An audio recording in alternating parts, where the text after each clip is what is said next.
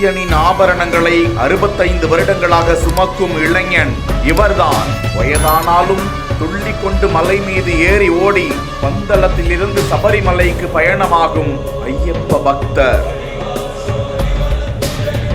இந்த ஐயப்ப பக்தரின் பெயர் பொன்னையப்பன். 85 வயதாம்.